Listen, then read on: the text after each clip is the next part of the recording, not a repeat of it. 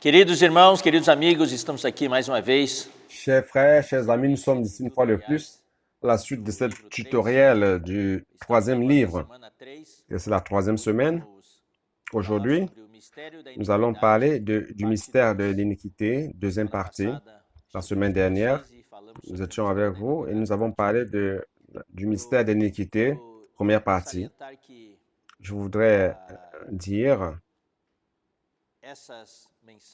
que ces messages sont tellement étendus par rapport à la lecture biblique, car c'est un sujet très complexe. Aujourd'hui, la manière de faire ce tutoriel, ce sera une lecture séquentielle des versets de 2 Thessaloniciens, chapitre 2, versets 1 à 16. On va voir 2 Thessaloniciens, chapitre 2, verset 1, en fait jusqu'à 17. C'est le chapitre entier que nous allons lire. Et à cause du temps limité que nous allons tout simplement mentionner les points principaux. La lecture détaillée peut être faite par vous dans la nourriture quotidienne. Puisqu'il s'agit d'un sujet complexe, au début de cette semaine, nous avons répété certaines choses que nous avions déjà vues dans la semaine antérieure. Il est clair, sans détail, car c'est un sujet qui est très complexe. Ce n'est pas si facile de comprendre. C'est pour cela que nous ressentons qu'il est important de répéter un peu cela afin que ce concept et aussi que la séquence des événements puisse être bien gravé dans notre esprit et dans notre pensée. Donc, avant tout, je voudrais vous dire que tant la première épître que la deuxième épître aux Thessaloniciens ont été écrites à une église nouvelle où dans laquelle Paul est resté peu de temps. Certains disent 3 semaines, d'autres un peu plus. Je pense que c'était un peu plus, peut-être quelques mois, car il y a eu un événement, comme nous avons expliqué antérieurement, une situation de persécution, de menaces contre la vie de l'apôtre Paul. Et lui et ses compagnons ont dû partir de là à la hâte. Et ils n'ont pas pu transmettre aux Thessaloniciens tous les événements des vérités de la vie chrétienne, comme Paul voulait. C'est pour cela que ces livres traitent d'une ville sainte pour une vie normale d'église. C'est quelque chose qui est dont l'accent est mis sur ces livres. Et dans le deuxième livre aux Thessaloniciens, il y a aussi une mention très étendue de l'avènement du Seigneur. Beaucoup de paroles d'encouragement, mais aussi des paroles de correction. Dans la première épître, les paroles étaient pratiquement d'encouragement, mais dans la deuxième, il y a des paroles de correction aussi par rapport à la vie quotidienne des Thessaloniciens. Et donc, il a intercalé les corrections, encouragement, correction, encouragement. Dans ce chapitre 2, à partir du verset 1 à 12, nous avons une correction des idées erronées que les Thessaloniciens avaient par rapport à l'avènement du Seigneur. Et à partir du verset 3 au 17, c'est une parole d'encouragement. Il est important de percevoir qu'il y a ces deux blocs dans le deuxième chapitre de 2 Thessaloniciens, 1 à 12, correction, 13 à 17, encouragement.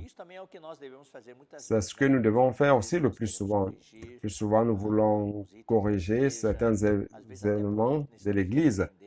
Parfois, nous reprenons, mais nous ne devons pas seulement nous arrêter là. Il doit y avoir aussi des paroles d'encouragement afin que les frères ne soient pas découragés. On va commencer par lundi. Lundi, nous avons une brève révision des 7 éléments qui composent l'avènement du Seigneur. On va lire les versets 1 et 2. Pour ce qui concerne l'avènement du Seigneur, frère, Jésus-Christ et notre réunion avec lui, nous vous prions, frère. Je voudrais mettre l'accent ici que la venue, l'avènement, nous l'avons expliqué la semaine dernière, c'est parousia en grec. Nous avons expliqué, ça veut dire présence, et c'est un rapport à l'enlèvement des vainqueurs qui, durant 3 ans et demi, seront dans les airs avec le Seigneur, profitant de la présence, jouissant de la présence physique du Seigneur. Et le mot, c'est parousia en grec. Verset 2, de ne pas vous laisser facilement ébranler dans votre bon sens et de ne pas vous laisser troubler, afin que vous ne soyez pas agités, perturbés dans votre pensée, soit par quelque inspiration, ici quelque inspiration ou esprit, dans d'autres versions, c'est faux esprit, les faux prophètes, soit par quelques paroles ou par quelques lettres, qu'on dirait venir de nous. Ce n'est pas nous qui avons écrit ces choses sur l'avènement du Seigneur, que le Seigneur est en train de venir. À l'époque, les Thessaloniciens, ils pensaient que le Seigneur allait revenir à leur époque, comme si le jour du Seigneur était déjà là. Donc, Paul a commencé ce chapitre 2 faisant des corrections. Ce lundi, nous avons mentionné brièvement les 7 éléments de la parousie du Seigneur. Récapitulant en détail, premièrement, l'enlèvement des vainqueurs. Juste après, la descente des vainqueurs avec le Seigneur Jésus. Dans ce voyage de 3 ans et demi, du 3e ciel jusqu'aux nuées, 3 ans et demi, il y aura une grande tribulation sur la terre. Troisième événement, à la fin de 3 ans et demi, Christ et les vainqueurs seraient arrivés au niveau des nuées dans les airs. Quatrième événement, la dernière trompette, 7e trompette sera sonnée et il y aura l'enlèvement de la grande majorité des chrétiens dans les airs, ceux qui seraient restés dans la grande tribulation. 5e, tribunal de Christ, tous seront jugés, tous les chrétiens seront jugés, et tout le peuple de Dieu, vivants ou morts, seront là pour être jugés. Il est clair que dans l'enlèvement, les morts ressusciteront premièrement, et nous, les vivants, nous serons tous ensemble pour être jugés. Ça n'a rien à voir avec les incrédules. Les incrédules seront jugés uniquement à la fin du millénaire, au grand tribunal. Donc, après le jugement, 6e événement, la cérémonie des noces, quelque chose de rapide. Et après cela, Christ et les vainqueurs viendront sur terre. Et il y aura 3 sous-événements, la bataille d'Armageddon et la réunion de tous les Juifs sur la terre à Jérusalem, ceux qui auraient survécu à la bataille d'Armageddon. Et troisièmement, le jugement des incrédules vivants, que le Seigneur Jésus a appelé des boucs et de brebis. Donc, mardi, nous avons aussi une révision. On a un peu parlé des 70 semaines de Daniel et de la grande tribulation. Chaque fois que nous parlons de l'avènement du Seigneur, il n'est pas possible d'échapper à cette grande prophétie de Daniel sur les 70 semaines. Donc, ça vaut vraiment la peine, bien-aimés frères, que nous nous dédions à bien comprendre cette prophétie des 70 semaines. La semaine dernière, dans la nourriture quotidienne, vous avez reçu sur les pages le diagramme de 70 semaines de Daniel, chapitre 9. Ça vaut la peine de bien étudier cela et avoir tous ces faits bien gravés dans votre esprit et dans votre pensée. Donc, sur la grande tribulation et l'avènement du Seigneur, il y a plusieurs écoles. Il y a l'école pré-tribulationniste. Dans la nourriture quotidienne, il y a les détails. Je ne veux pas entrer dans les détails avec les noms et tout. Les pré-tribulationnistes disent que tous les chrétiens seront enlevés avant la grande tribulation. Et il y a une école post-tribulationniste qui dit que tous les chrétiens seront enlevés uniquement après la grande tribulation. C'est-à-dire que tous les chrétiens vont traverser la grande tribulation. Ce sont les deux grandes écoles. Autour desquelles il y a un grand débat. Alors, c'est quoi notre école? Nous ne sommes ni pré ni post. Ni pré ni post. Nous avons un tableau complet. Ce que nous voyons ici, c'est que avant la grande tribulation, il y aura l'enlèvement des vainqueurs. C'est un petit groupe. Ils seront enlevés durant cette venue secrète du Seigneur. Et pour cela, nous avons beaucoup de bases bibliques. Et une d'elles, ce que je veux mentionner, c'est Matthieu 24, 22, 43, qui dit qu'il viendra comme un vainqueur, comme un voleur dans la nuit. C'est pour cela qu'il dit qu'il faut veiller. S'il dit de veiller, c'est pas que tous seront enlevés. Un sera enlevé, l'autre sera enlevé, une sera enlevée, l'autre laissée. Dans 1 Thessaloniciens 4, 3 à 17, 13 à 17, il dit qu'il y aura, la dernière trompette va sonner et tous seront enlevés. Donc, ici, c'est après la grande tribulation, la grande majorité des chrétiens qui auront traversé la grande tribulation. Pour le tutoriel, il suffit de parler dans les détails. Vous pourrez voir tous les détails dans la nourriture quotidienne. Ici, mardi, c'est juste un résumé. Si vous voulez les détails, retournez dans la lecture de la nourriture quotidienne de la semaine dernière.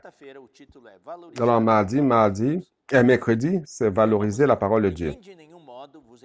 On va lire que personne, verset 3, que personne ne vous séduise d'aucune manière, car il faut que l'apostasie soit arrivée avant. Nous avons déjà expliqué la semaine dernière ce que cela signifie. C'est la séparation, la déviation, l'abandon de la foi, la déviation de toutes les vérités bibliques, spécialement par rapport aux vérités et à l'autorité de Dieu. Et qu'on ait vu apparaître l'homme du péché, le fils de la perdition, ce sont les titres de l'Antéchrist.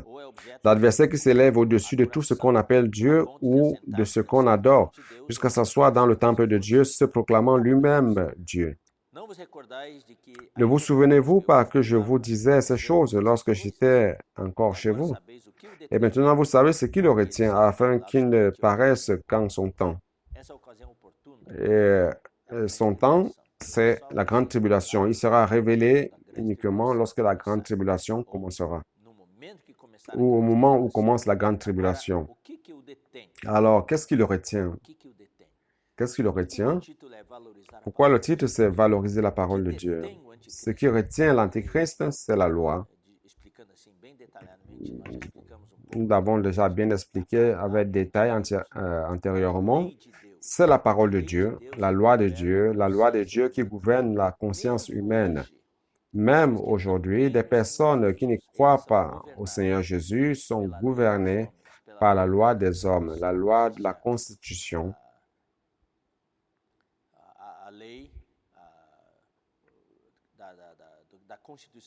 Il existe la loi constitutionnelle de chaque pays. Il y a aussi le code pénal. Lorsque les personnes commettent des crimes, sont jugées, ainsi de suite. Donc, il existe toute une loi, la loi de liberté, la loi de libre expression. Tout cela, en fait, la grande majorité des constitutions de tous les pays, tout du moins occidentaux, aussi les pays orientaux aussi, les pays occidentaux, les pays orientaux aussi, sont basés sur la Bible. Mais avec la propagation de l'iniquité, du mystère de l'iniquité et la multiplication de l'iniquité, comme Matthieu 4,12 le dit, les choses sont en train de changer, les personnes sont en train d'enlever ces lois. Ce qui retient encore l'apparition de l'Antéchrist, c'est parce qu'il existe encore une certaine loi qui gouverne les pays, qui gouverne la conscience des hommes. Mais il va essayer de renverser tout cela. Et lorsqu'il sera sur le trône, il n'y aura aucune loi sur lui et il fera tout ce qu'il voudra. Ce qui le retient jusqu'à présent, c'est la loi de Dieu, la parole de Dieu qui influence les lois des hommes. Mais aujourd'hui, nous savons que les personnes sont en train de rejeter la Bible, principalement les autorités, les intellectuels, les célébrités. Tous ne veulent rien savoir de la Bible. Parmi le peuple en général, la Bible est déjà tombée en discrédit. Les gens disent que ce sont des contes de fées, ainsi de suite.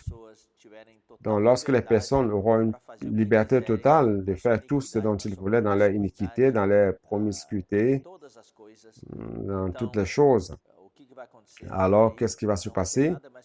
Il n'y aura plus rien qui va contrôler la conscience de l'homme. C'est pour cela que nous devons valoriser aujourd'hui la parole de Dieu, valoriser l'Église, et nous devons être sous l'autorité, être gouvernés par Dieu à travers sa parole écrite, à travers sa parole parlée, à travers notre esprit. C'est cela qui le retient, la loi de Dieu, qui influence la loi des hommes. Lorsqu'il n'y aura plus la loi, c'est pour cela que Le mot qui décrit l'Antéchrist, l'homme de l'iniquité, l'homme sans loi. Iniquité veut dire sans loi. Il a aussi un titre d'inique, ça veut dire celui qui n'a pas de loi. Allons-y, verset 7. Car le mystère de l'iniquité agit déjà, il faut seulement que celui qui le retient encore ait disparu. Nous avons déjà expliqué cela. Aujourd'hui, nous avons besoin d'une vision gouvernante. Je vais lire certains versets. Je ne vais pas trop m'attarder, mais comme je l'ai dit, le message de cette semaine, vous devez lire les versets de ce message, frère, si vous allez partager la parole. Et ceux qui sont en train de lire aussi, tout simplement, je vais mentionner certains points principaux. Chapitre 4, 2 Timothée 4, 1. Je t'en conjure devant Dieu et devant Jésus-Christ qui doit juger les vivants et les morts, et au nom de son apparition et de son royaume. Ici, il parle des vivants et des morts. Les vivants, ce sont les chrétiens. Pour les chrétiens, ça sera dans les nuées. Les vivants des incrédules, c'est ceux qui auront survécu à la bataille d'Armageddon. Le Seigneur va séparer les boucs des brebis. Et les morts, ce sont les incrédules qui seront ressuscités uniquement après le millénaire. Ils seront devant le grand trône blanc. Prêche la parole, insiste en toute occasion, favorable ou non, reprend, censure, exhorte avec toute douceur et en instruisant ici. Doctrine veut dire enseignement, c'est la vérité, enseignement, non la parole. C'est un rapport à la vérité. Car il viendra un temps où les hommes ne supporteront pas la sainte doctrine. Ils ne vont pas supporter des enseignements saints. Tout cela, c'est un rapport, c'est par rapport à la loi que j'ai évoquée. Ils vont mettre de côté la loi de Dieu, la parole de Dieu, alors l'Antéchrist apparaîtra. Mais, ayant la démangeaison d'entendre les choses agréables, ils donneront une foule de docteurs selon leurs propres désirs, détourneront l'oreille de la vérité. Vous voyez, troisième fois que ce mot est mentionné, enseignement vérité, et se tournant vers des fables, les fake news, cette théorie de conspiration et la démangeaison d'oreilles, ils vont aimer écouter ce qu'ils veulent. Et tout cela sera un mensonge. Mais toi, sois sobre en toutes ces choses, supporte les souffrances, fais l'œuvre d'un évangéliste, remplis bien ton ministère. Donc cela est très important. Nous devons accomplir bien notre ministère d'évangéliste, prêcher la vérité, prêcher l'évangile. L'évangile, ce n'est pas seulement Jésus nous sauve, mais c'est quelque chose de complet. C'est le salut plein de Dieu, complet. C'est la vérité. L'Église est la colonne et la base de la vérité. 1 Timothée 1, 3. On va lire titre 1, 14.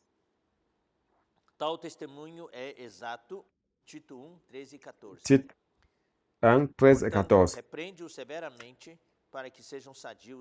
C'est pourquoi, ce témoignage des frères, c'est pourquoi reprends-les sévèrement afin qu'ils aient une foi sainte et qu'ils ne s'attachent pas à des fables, les fake news et ces choses, tout ça, à des fables judaïques et à des commandements d'hommes qui se détournent de la vérité. Vous voyez, se détourner de la vérité. Donc, les temps de la fin seront caractérisés par le détournement des vérités. 1 Timothée 23.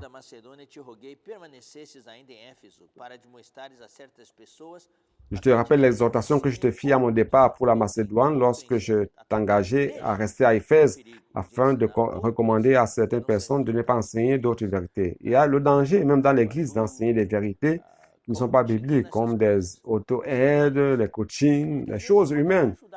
Peut-être ça peut aider des personnes du côté humain, mais ça devient finalement l'objectif des enseignements dans l'Église. Et cela ne doit pas se passer comme ceci. On va à jeudi.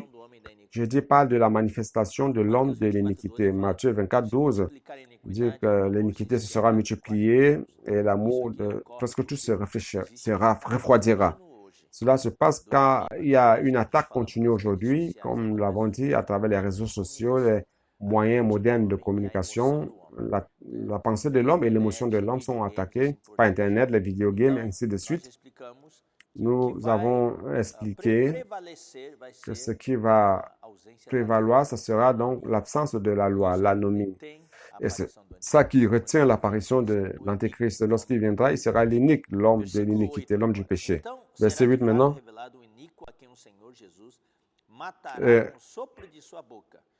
Et alors apparaîtra l'impie, que le Seigneur Jésus détruira par le souffle de sa bouche et qu'il anéantira par l'éclat de son avènement. Donc, le Seigneur Jésus, à la bataille de l'Armageddon, avec ses vainqueurs, va détruire l'Antéchrist par le souffle de sa bouche.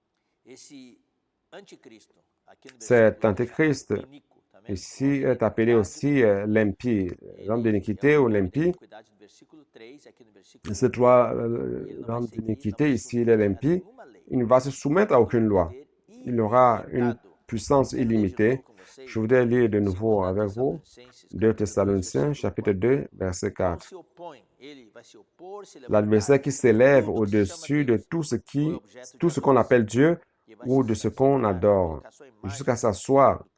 Il va mettre son image dans le temple, dans le Saint des Saints, dans le sanctuaire de Dieu, se proclamant lui-même Dieu. Il va répliquer ce que Satan a essayé et n'a pas réussi, c'est-à-dire vouloir être égal à Dieu. Mais il sera tué par le souffle de sa bouche. Et vous devez lire aussi Apocalypse 19, 15. Apocalypse 19, 15.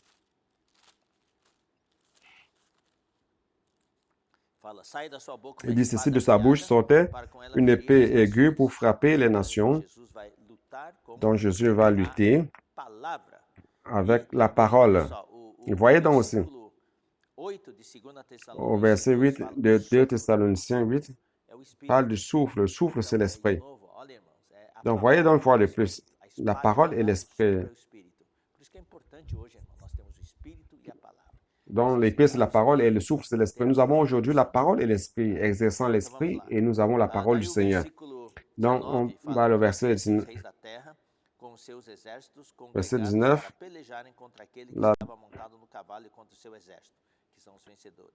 Je vis la bête et les rois de la terre et leurs armées rassemblées pour faire la guerre à celui qui était assis sur le cheval et à son trône. Verset 20. Et la bête fut prise, et avec elle le faux prophète qui avait fait devant elle les prodiges par lesquels il avait séduit ceux qui avaient pris la marque de la bête et adoré son image. Et ils furent tous les deux jetés vivant dans les temps ardents de feu et de soufre, et les autres furent tués par l'épée qui sortait de sa bouche, et celui qui était assis sur le cheval et tous les oiseaux se rassasièrent de leur chair. C'est la fin du faux prophète et l'Antéchrist. Là, on va maintenant ainsi, il dit,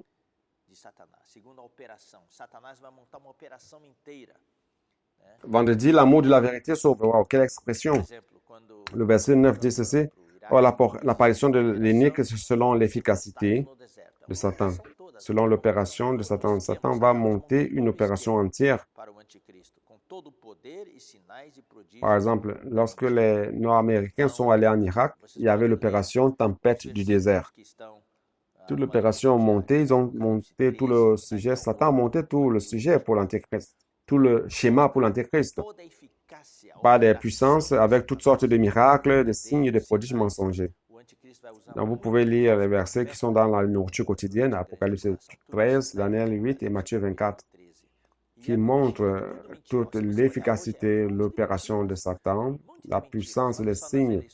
L'Antéchrist va beaucoup utiliser le faux prophète durant l'Antéchrist. Cela, c'est dans Apocalypse chapitre 13. Et le mensonge, tout est mensonger. Si vous voyez aujourd'hui, il y a que des mensonges partout. Les élections américaines qui se sont passées, les mensonges ont prévalu dans toute la politique, dans tous les pays. Malheureusement, dans notre pays aussi, à Brésil, il y a beaucoup de mensonges. Le peuple est trompé, le peuple souffre. Dans Jean 8, 44, il dit que Satan, le diable, est le père du mensonge. Verset 10. Il y avait toutes sortes de séductions, d'iniquités pour ceux qui périssent parce qu'ils n'ont pas reçu l'amour de la vérité pour être sauvés. Il y a un grand nombre de personnes qui vont suivre l'Antéchrist, spécialement ceux qui aujourd'hui recherchent des miracles. Ils vont suivre l'Antéchrist et ils seront trompés. Alors, c'est quoi périr? Dans la nourriture quotidienne, nous avons plusieurs versets qui expliquent ce que c'est que périr. C'est ceux qui vont souffrir la condamnation éternelle. C'est en rapport à ceux qui n'ont pas cru au Seigneur, qui n'ont pas cru en l'Évangile, qui n'ont pas accepté la vérité de la parole. Il est clair, frère, que pour nous, les chrétiens, cela consistera à perdre le millénaire, perdre et régner avec Christ.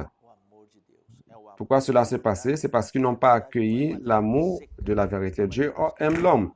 Dieu aujourd'hui, à travers l'Église, à travers la parole prophétique, il transmet la vérité à tout le monde. Nous devons recevoir cette vérité avec l'amour de Dieu. C'est l'amour de la vérité. Cette vérité n'est pas une vérité sèche, c'est une vérité qui vient avec l'amour de Dieu pour que nous soyons sauvés, pour être sauvés. Samedi, Dieu nous appelle à son royaume et gloire.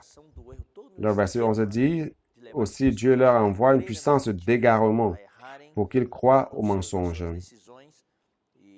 Donc Dieu les abandonne. Et il y a cette opération d'erreur, tout ce schéma pour amener les gens à croire aux mensonges et à se tromper dans leurs décisions. Dans le verset de 1 Timothée 4 et Romains 1, 25, vous pourrez lire dans la nourriture quotidienne 1 Timothée 4, verset 1 et 2. Je pense que nous avons déjà lu cela au début. Allons lire maintenant. 1 Timothée 4, 1 et 2. Mais l'Esprit dit expressément que dans les derniers temps, quelques-uns abandonneront la foi, vont s'éloigner de la foi, de la vérité, de la parole, de la loi de Dieu, pour s'attacher à des esprits séducteurs, vous voyez. Il y aura beaucoup d'esprits séducteurs au temps de la fin. Il y a des doctrines des démons. Par l'hypocrisie de faux docteurs portant la marque de la fétichure dans leur propre conscience. L'ennemi est en train de cautériser l'esprit de plusieurs personnes pour recevoir des mensonges et proférer des mensonges. Verset 12, afin que tous ceux qui n'ont pas cru à la vérité, mais qui ont pris plaisir à l'injustice soient condamnés. C'est Romains 1, 32. C'est lié, Dieu va juger tous ceux qui n'auront pas cru à la vérité. La vérité sera mise de côté, personne ne va y accorder du crédit. Aujourd'hui, les personnes qui ne croient pas à la parole de Dieu, frère, nous devons nous attacher à la vérité, à la parole de Dieu. Celui qui s'éloigne de la vérité, celui qui s'éloigne de la parole de Dieu, s'attache à l'injustice, prend plaisir à l'injustice. Verset 13. À partir du verset 13, frère, c'est la session de l'encouragement qui commence. Nous l'avons déjà dit. Jusqu'au verset 12, c'est la correction que l'apôtre Paul a apportée aux Thessaloniciens par rapport à l'avènement du Seigneur. Les concepts erronés qu'ils avaient, sur les concepts erronés qu'ils avaient, et aujourd'hui, il apporte une parole d'encouragement à partir du verset 13.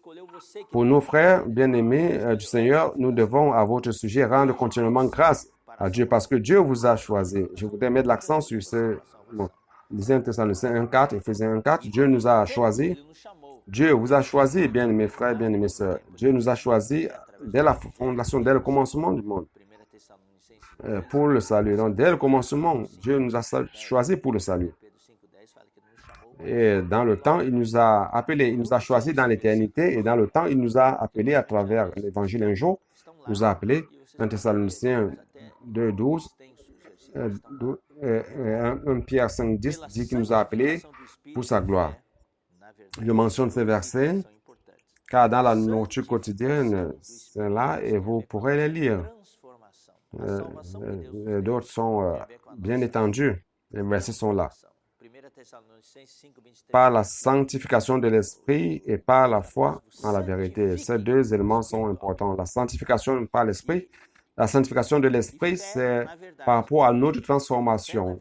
Donc, cela, c'est 1 Thessaloniciens 5.23 dit que le Dieu de paix vous sanctifie tout entier, esprit, âme et corps.